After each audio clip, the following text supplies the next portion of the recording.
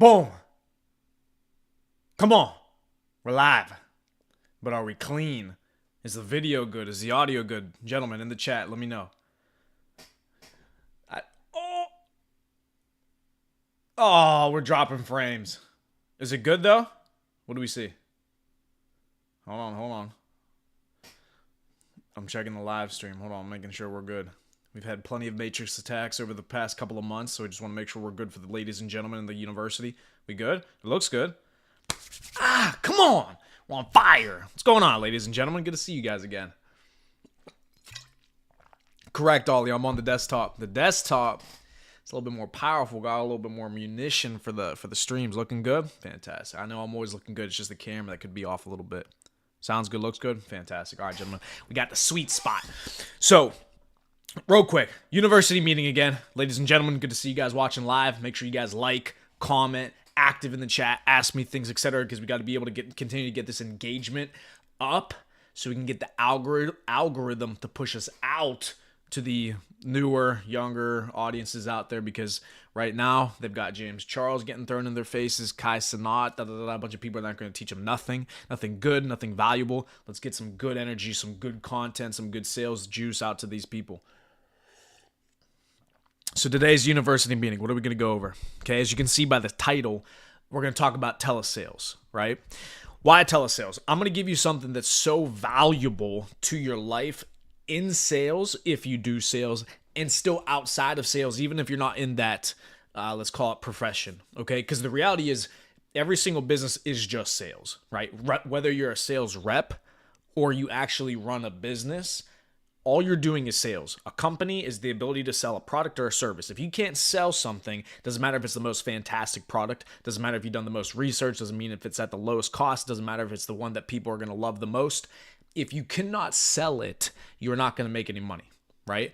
This is why people can push and sell junk products, because their marketing and their advertising is fantastic, and they can still get an inferior product out to people and still make money. So at the end of the day, it's all about sales, right? So let's jump into this. So when you're in telesales, you got to understand that whether you're doing affiliate marketing, whether you're doing telesales, regardless of what you're doing, when you're doing outreach by calling leads, by sending emails, by sending DMs, at some point you need to get people onto the phone to be able to do a presentation and close down business. Okay? So on telesales, what makes it so difficult? Why are people not good at doing telesales? Because they don't understand how to speak. Okay? And this is 99% of the population. You don't know how to speak. And you might say, well, what do you mean? I know my language. I can talk to people. I can communicate a message, etc. Sure, you can use words. You can use the language that you were taught as you were growing up, but you cannot speak well. You don't understand how to use speech to your advantage. And when you're on telesales, what is the one thing that you have? What is the one thing that you can use to actually close down business? It's your voice. It's what you're saying. They can't see you. They can't tell if you're good looking. They can't see you smiling. They can't see your facial expressions, nor can you pick up that body language or feedback from the client, from the person that you're trying to sell. So when you get somebody onto the phone, you have to understand that everything is hypersensitive. Everything is 10 times more important in the way that you deliver a message. Otherwise, it's not going to work. And so I have a special let's call it affinity for speech, because I did telesales for 2.5, 3 years whenever I was building my first insurance business. And when all you can do to make a sale is talk to somebody on the phone for an hour, hour and a half. If you want to do it at a high level, you have to become a high level speaker. Okay? So I'm going to teach you the ways that you can become a high level speaker and how you can go ahead and reflect on your speech in order to improve it in the future. Because I'm telling you, improving your speech will improve your life in all facets. It'll improve your business. It'll improve your sales. It'll improve the way that you speak to women. It'll improve the way that people perceive you. It'll improve the level of story that you can give, the better the jokes you can give. Everything is improved with high speech, a high level of speech, okay? And this is the one last point I'm going to make on why it's so important to be able to speak well. I've said this before too, because I've thought about this. You could be the most intelligent person. You could have the most fantastic ideas. If you don't have the ability to articulate those ideas and get it across to a larger audience, it's as if they never existed. If you keep everything inside of here and you don't know how to take these thoughts, use words to extract them and put them out into the universe, if you can't do that, it's as if you've never thought it at all. It doesn't exist. So you have to be able to speak and communicate a message if you want to do well in sales and in business. If people don't trust what you're saying or don't like what you're saying, they're not going to listen to you, right? The attention is what's the value. So how do you improve your speech? Okay. First things first, you got to do a degree of reflection. Okay. There are 60-year-olds, 70-year-olds that in theory have practiced speaking a lot longer than I have at 26, but they sound like fucking babbling buffoons compared to myself. Why? Well, they've practiced more, right? Haven't they spoken for a longer time than I have? Well, why do I speak better? Because they never actually took the time to improve their speech. They never actually went back, listened to how they speak, listened to the words that they use, and actually improve upon it. That's why they never got more interesting. That's why they never got better at speaking. So for you to improve at anything, first things first, you got to understand that you got to reflect on the way that you conduct yourself, the way that you do business. So when I first started getting into sales and I was doing telesales, I would have my phone, okay? I'd be calling, boom, boom, boom, boom, dialing. And while I'm dialing and I have people on the phones, I'm recording over here, right? I'm recording on this phone. And at the end of the call session, after I do these sales calls and these presentations, I'll listen back, and I would listen back to what I said and how I sounded. Is it uncomfortable? Is it going to take time? Yeah. But guess what? Most people don't want to do that. And that's why they all suck. And that's why they talk like shit. So you listen back to the way that you're speaking, and you can ask yourself a very simple question. If that person had called me and was talking to me that way, would I have bought? Would have I signed up for that service? How would have I taken it? Because if you listen to it back and you think you sound terrible, well, guess what? That's probably what they thought too. So you have to have the balls to go back and actually review the tape, right? Why do the best athletes in the world, quarterbacks, right? NFL quarterbacks, why do they watch so much game tape? Why do they watch so much film? It's the feedback. You could go out there and have a 10, 15-year career, but why are quarterbacks like Tom Brady so much better than another quarterback that played for 10, 15 years that doesn't nearly have the same stat line? Well, because Brady sat in the film room every single day, dissecting every single play, understanding how each defender, how each opponent moved, how they behaved in different situations, how their wide receivers like to move. Attention to detail. Reviewed it. So that's how you get better at speaking. It's the same thing. You got to watch the game tape. You got to listen to the game tape. Understand what are you doing wrong. Okay? So, speech, important. So, when you first get people on the phones, right? When you first get people on the phones, you want to have a strong presence when you speak, all right? So the tone of your voice, the way that you deliver a message is going to send, basically, it'll send a message to the client, the person that you're talking to, instantly on what they think of you, okay? Because first impressions mean everything. The first 5 to 10 seconds of a phone call, especially when you're calling leads, is the most important part of the phone call because it's going to decide whether or not that person's going to hang up on you. So you have to be interesting enough, you have to sound good enough to keep somebody on the phone long enough to even get your point across. That's a huge problem that people will have when they're making phone calls, is that they won't even get the opportunity to get the words out to even make a pitch. So how do you keep people on the phone? You speak with confidence, okay? This is how most people are going to talk on the phones. Whenever they call, they're going to go, "Hello, is Priyama there? Hey, Priyama, what's going on?" Hang up. "Hi, is this Priyama?" Boom, hang up, right? You sound like a pussy. This is how most people call, right? Because they're nervous to call. They're nervous to talk to people. What are you nervous for? You're supposed to be calling them. This person's about to invest in your business. This person's about to buy a product. You got to have some fucking intensity. So when I call, I speak with confidence and conviction, okay? I don't ask, "Hello, is this there? Is this person there?" No, I don't ask if they're there. I know it's them. This is a lead that I got. This is a person that I'm calling. I know who it is. "Hello, Priyamo." Boom. That's it. "Hello, Priyamo." Yeah, who is this? "What's going on, Priyamo? I'm glad I finally got a hold of you. I'm actually giving you a call from da da da da da, and then I'm into it, right? The way that you say it, the way that you convey that message is what's going to keep them on the phone or not. You have to speak with some type of confidence. Notice that when I say the words that I'm saying, you can feel that intensity behind it, okay? Now, you don't have to be as intense and as hyped up as I am. That's just my natural personality. Now, you have to play to your personality, but you have to speak with confidence, right? Hello, Priamo. Hey, what's going on, Priamo? And I'm in, right?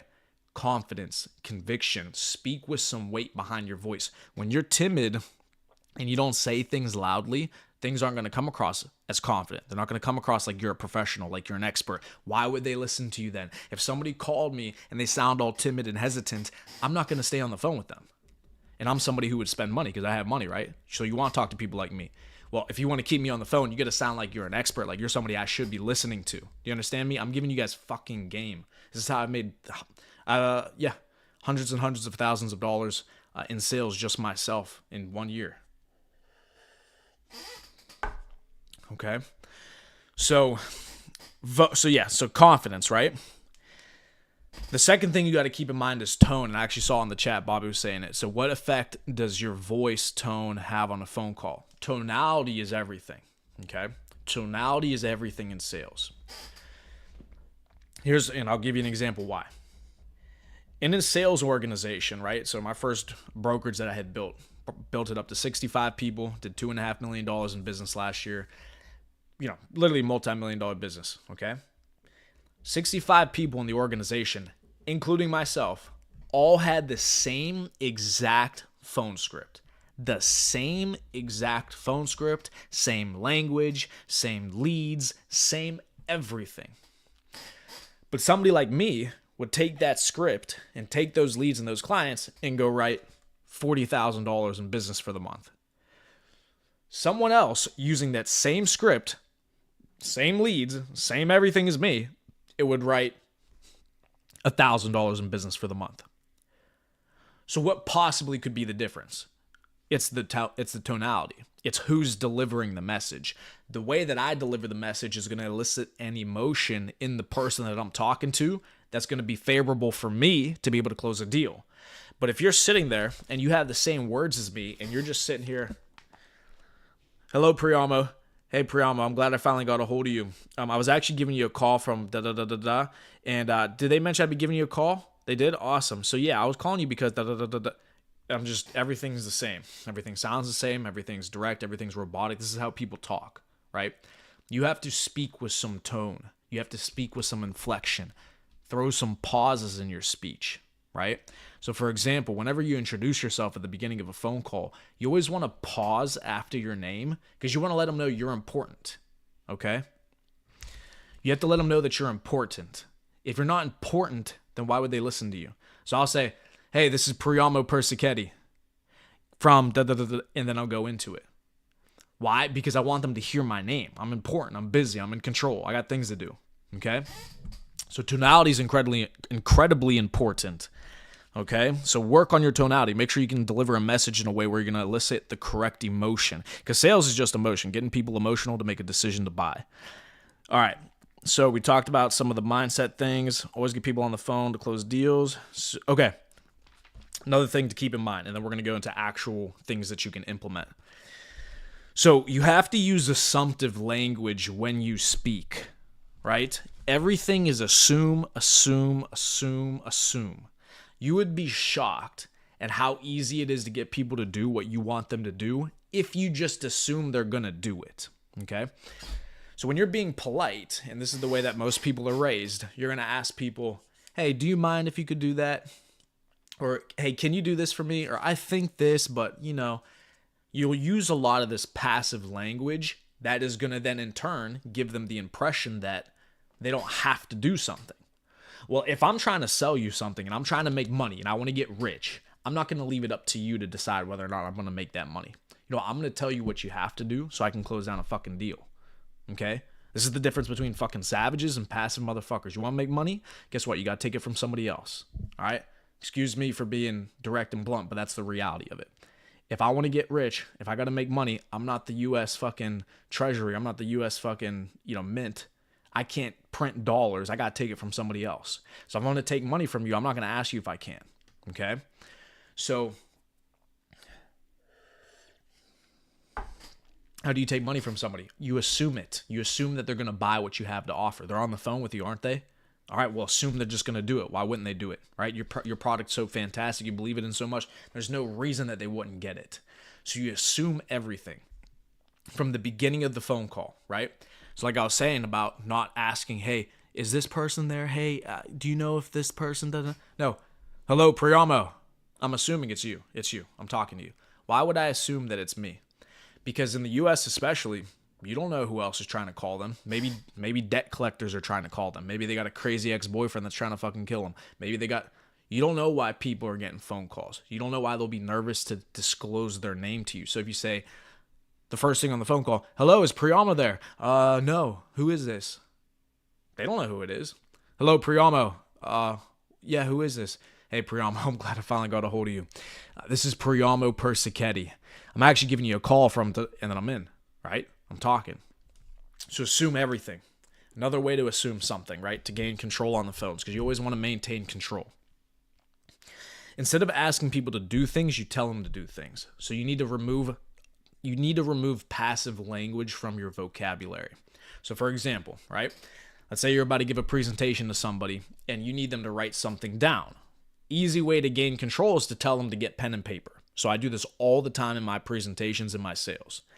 Hey, do me a favor. Go ahead and grab a pen and some paper. I have some important details I need you to write down. Okay? Let me know whenever you got that. I'm assuming that they're going to grab the pen and paper. You, though, if you say something passively and like it's an option, right? Yeah, smash that like button. We got people in here getting the fucking juice. Give me some likes on here. Let me see. Yeah, smash the fucking like button. I'm giving you guys a juice. I'm giving you literally multi-million-dollar game that's made millions of dollars. Throw the fucking likes up there. So we were talking about assumptive language, right? So assuming things, telling them to do something. So if I'm not going to ask them, I'm not going to say, so what most people would say, hey, do you guys have pen and paper with you? Or can you guys grab pen and paper? Do I really need to write this down? That's what you're going to get whenever you say things passively. I promise you I've done this thousands of times. It's true. If you just tell them, hey, Priyamo, do me a favor, grab a pen and some paper. I have some really important stuff for you to write down.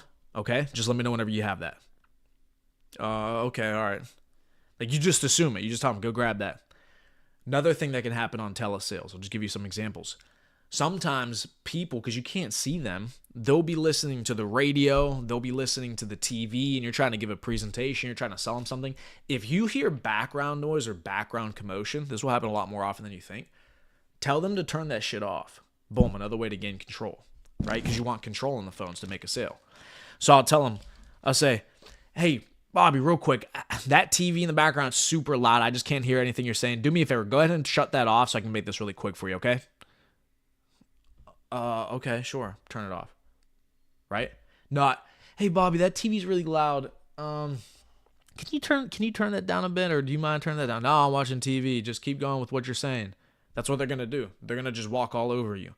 Now, I'm in supreme control. I control the situation. I want that person to be in a selling environment. If they're watching the TV or listening to the radio, I don't have them in the selling environment. So what am I going to waste my time for? Either they turn it off, and if they won't turn it off, I end the phone call. It's over. Let's not waste each other's time. I'm here to make fucking money.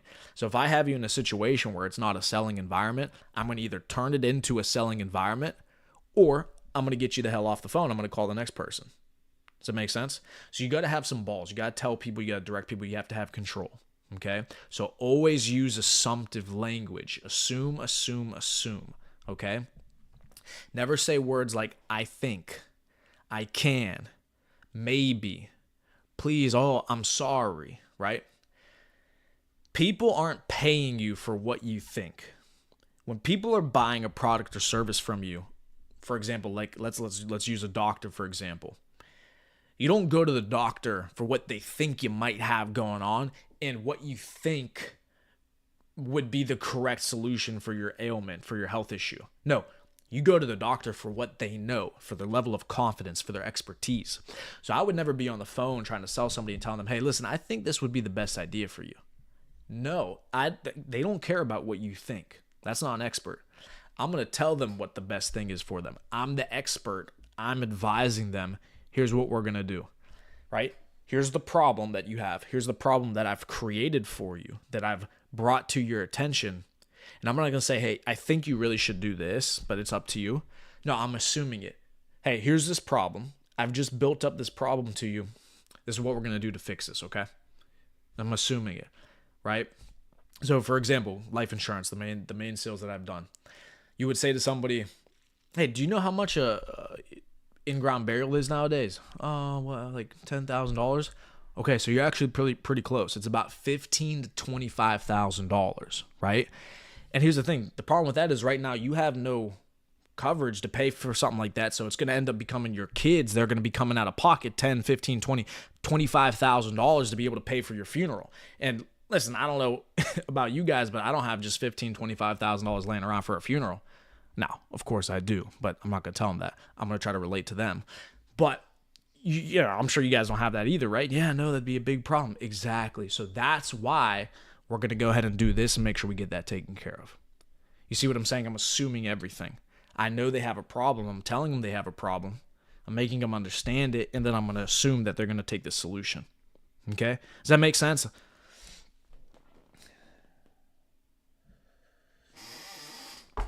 If you could recommend any 1 to 3 books everyone trying to get rich should read, what would you advise they read? That's a good question.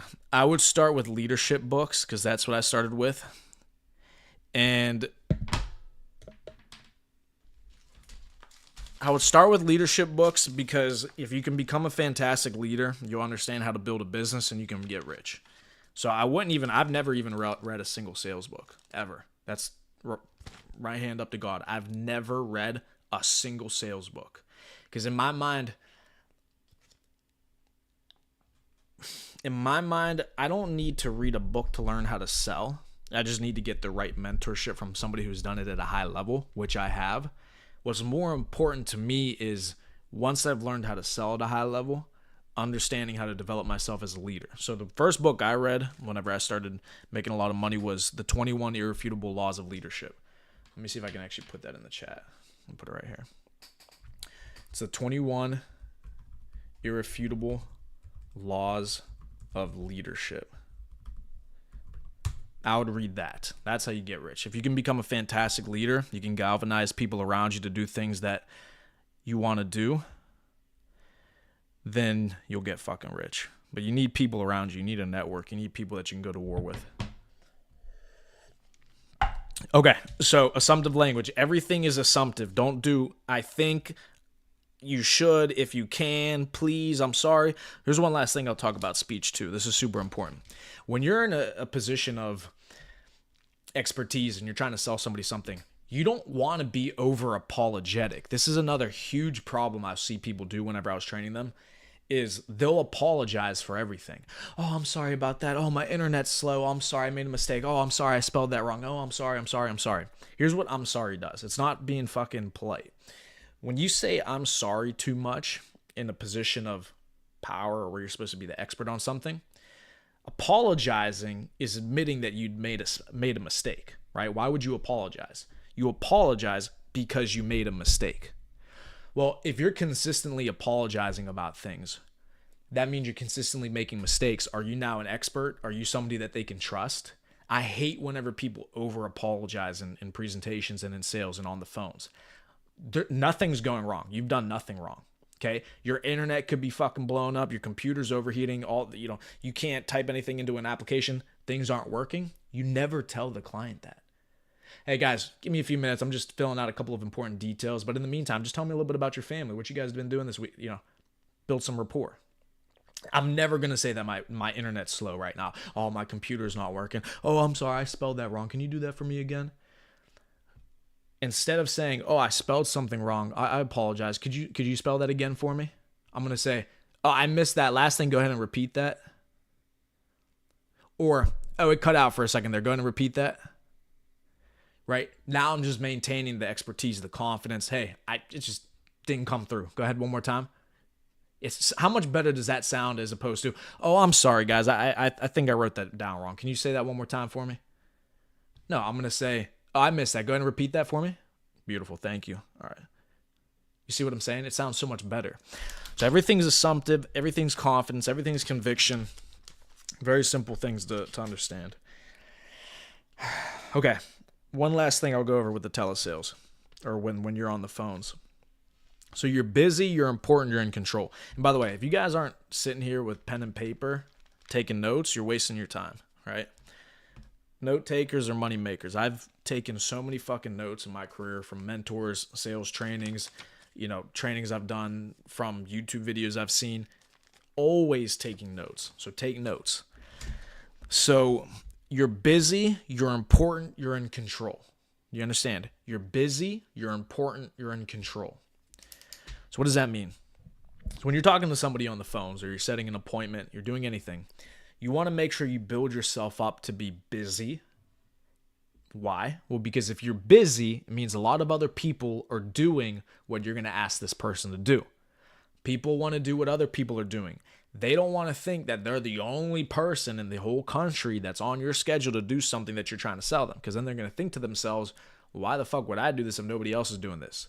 So that's why you're busy. Okay, you're important. Why are you important?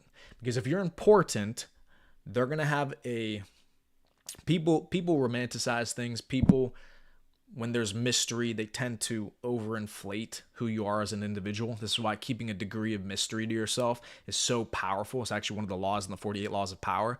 You make your time more valuable. You make your presence more valuable by being more mysterious or by not being so available to people.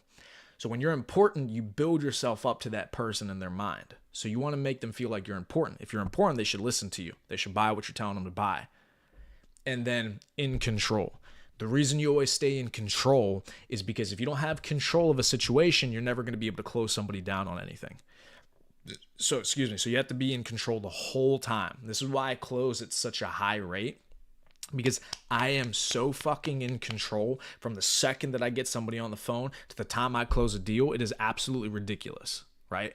The control is fucking insane, but this is why I close at such a high rate. So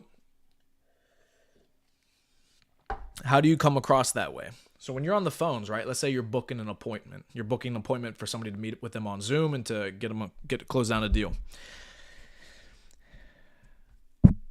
You could be dead broke. You have an assistant. Okay, do you understand? You could be dead broke. Nobody works for you. You have an assistant. Do you understand me? You now have an assistant. Moving forward, you have an assistant. So what am I doing on the phones? Okay, let's say I'm going to go book somebody an appointment on the phones. I'm going to let them know. Let's say I'm setting them up through a Calendly confirmation, right? A Calendly scheduling, right? I'm going to let them know. I'm right here. I'm literally typing this shit on my computer. I'm sending them the Calendly myself. But what am I telling them? Hey, listen, so my assistant, she's going to send you over a Calendly confirmation. Okay, so what's the best email address to use? Perfect. All right, I'm going to get that sent over to her. And then the phone number I have here for you is this. Boom, boom, boom. Perfect. Cool. All right, so she'll send that over here in a second. Now, keep in mind, that 7 to 8 window for us to meet, that's just a 1 hour window for us to meet. Okay? Because depending on how many questions the family before you has or the client before you has, I could be ready at 7, could be 7:15, could be 7:30, but I'm going to give you a call as soon as I'm ready to jump in Zoom with you. Okay, does that make sense? Awesome, thank you. I'll see you between 7 and 8, all right? So what did I do there? I made myself busy because I have other people on the schedule.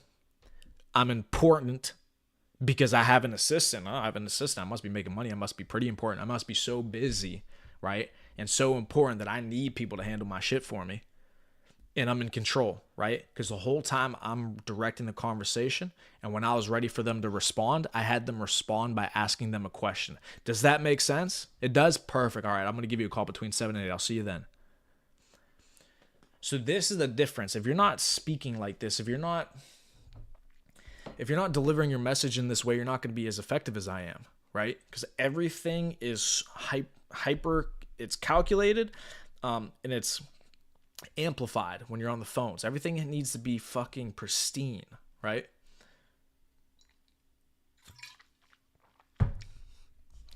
All right, you're busy, you're important, you're in control. You have an assistant now, you're busy, your schedule's filled up, and you never give people the time that they want to talk at, okay? So if somebody tries to tell you that they're busy and they try to take that control away from you and they try to give you a time that they can meet, you never meet at that time, right? I don't care if you buffer it by 15 minutes, 30 minutes later, just so that you know that they're still going to be able to show up. You still need to pick your time, okay? So let's say if somebody tells me, oh, hey, Priyama, I'm actually a little bit busy right now. I don't have time to do this. Oh, yeah, for sure. I wasn't going to do this right now either. I got a family here in a couple of minutes I got to sit down with. I was actually just calling you to see what time you're going to be around later this evening. So what time are you going to be around? Oh, I'll be back around 6 o'clock and I can handle this call with you. Okay, 6 o'clock? All right, let me take a look here real quick on my schedule. I mean, as long as you're cool with the quick version, I could get you in between 6:30 and 7:30 because I already got a family at 6, or I could do between 8 and 9. What time works better for you? Right? I know they're going to pick 6:30 to 7:30 because they told me 6 o'clock they're ready to go. Okay? But the whole point is I'm maintaining the control there. I'm still maintaining that I'm busy, right? I never want to give a person an appointment time that they choose, because if they can just pick an appointment time, well, then they know they can just pick whenever. They can show up whenever they feel like it. They can push me off as long as they feel like it. No. I'm giving them my times. What time works better for you? Boom. Easy. Fucking easy. All right. And let's see here. Last thing I'll mention was speech. Okay? Speech in general. So tonality is important. Assumptive language is important. Conviction, confidence in which you speak with is important. Okay? The way that you articulate your words. Does it sound good?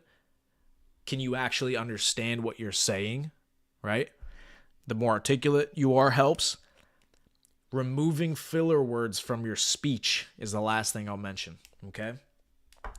Notice this entire call, this entire live stream, okay? And you can call me out in it, call me out in the chat.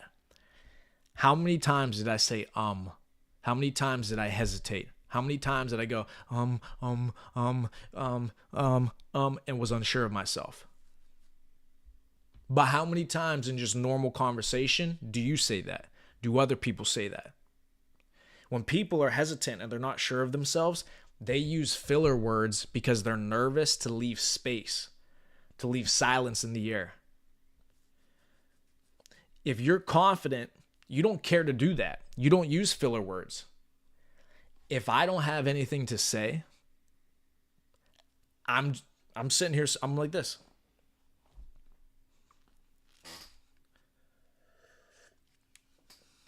Right? When you close somebody and you tell them to pick 3 options, they say the first one to speak loses.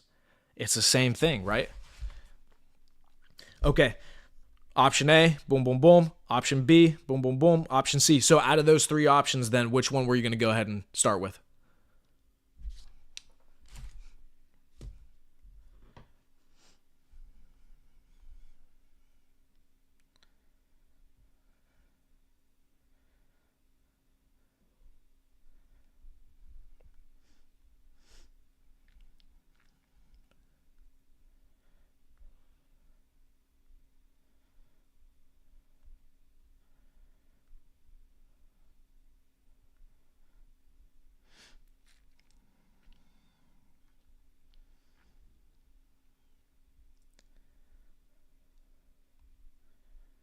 Option B?